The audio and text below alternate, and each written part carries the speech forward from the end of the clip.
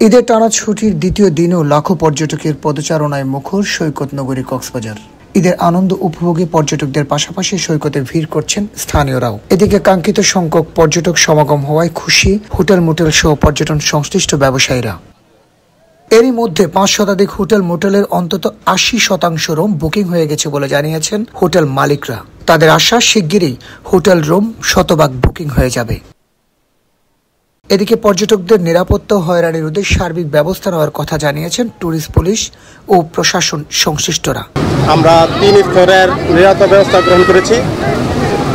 আমাদের এই ঈদ উপলক্ষে আগত পর্যটকদের নিরাপত্তার জন্য আমরা এরকম টহল পাঠিয়েছি। বিচে আমরা সবসময় মুভমেন্ট করতেছি। আমাদের সাদা পোশাকের টিম আছে, আমাদের এই মহিলা দল আছে, বাচ্চা হারানো গেলে তাদের রেস্কিউ টিম আছে, বিভিন্ন ধরনের অপরাধ হলে তাদেরকে আইনের আওতার জন্য আমাদেরকে টিম আছে। অনেক পর্যটক আমাদের কথা শুনে অনেকে শুনে না, তারপরও আমরা চেষ্টা করি তাদেরকে নিরাপদে রাখার জন্য। আপনাদের মাধ্যমে জানাতে চাই সকল পর্যটকদের লাবণী সুগন্ধা কলাতুলি 3টি পয়েন্টে লাল হলুদ পতাকা যেখানে থাকবেন, মাঝখানে গোসল করাটা হচ্ছে নিরাপদ সকাল থেকে সন্ধ্যা পর্যন্ত। এর মধ্যে হচ্ছে এখানে আমাদের লাইফগার্ড সদস্যরা রয়েছে, এখানে গোসল করা হচ্ছে অনেকটা নিরাপদ। এর বিদিত অন্য জায়গায় গোসল করা হচ্ছে অনেকটা ঝুঁকিপূর্ণ। তাই আমরা অনুরোধ করবো আপনাদের মাধ্যমে লাইফগার্ড সদস্যরা সবাই যাতে লাল হলুদ পতাকার মাঝখানে লাবণী সুগন্ধা কলাতুলি এই 3টি পয়েন্টের মধ্যে যাতে লাইফগার্ড গোসল করলে আমরা তাদেরকে সার্বক্ষণিক সেবা দিতে প্রস্তুত রয়েছি। ঈদের তৃতীয় দিনে সকালে সরেজমিনে গিয়ে দেখা যায় সুগন্ধা বিচ সহ সবকটি পয়েন্টে লোকে লোকারণ্য।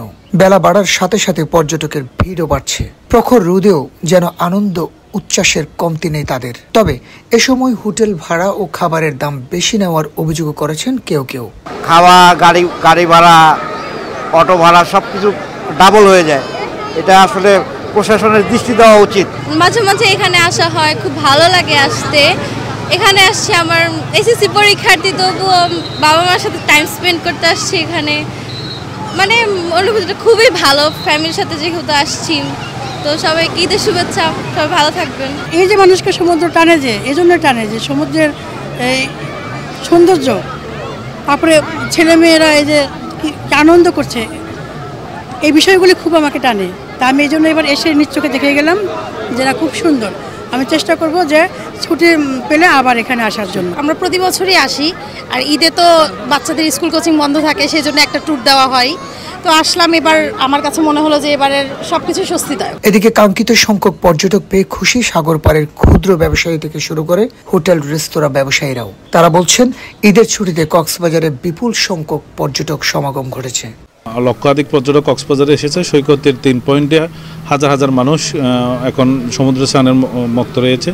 আমরা আশা করি আগামী 7-8 দিন পর্যটকের ঢল থাকবে কক্সবাজারে। দীর্ঘ 1 মাস পর্যটক শূন্য ছিল কক্সবাজার। ব্যবসায়ীদের মুখে হাসি ফুটেছে পর্যটক খরা কাটার কারণে। আমরা আমাদের রমজান মাসে যে ক্ষতিটুকু হয়েছিল সেটা আমরা আশা করি আগামী কয়েকদিনের ব্যবসার মধ্যে আমরা পুষিয়ে উঠতে পারবো। এবং আমরা পর্যটকদের সেবার জন্য ট্যুরিস্ট পুলিশ, জেলা প্রশাসন, ব্যবসায়ী, টোয়াক এবং সব কিছু মিলিয়ে রেস্তোরাঁ মালিক সহ আমাদের একটা নিরাপত্তা বলয়ের জন্য টিম গঠন করা হয়েছে। কক্সবাজার শহরে থাকা 5.5 শতাধিক হোটেল, রিসোর্ট, গেস্ট হাউসে পর্যটন ধারণ ক্ষমতা 1.5 লাখের বেশি।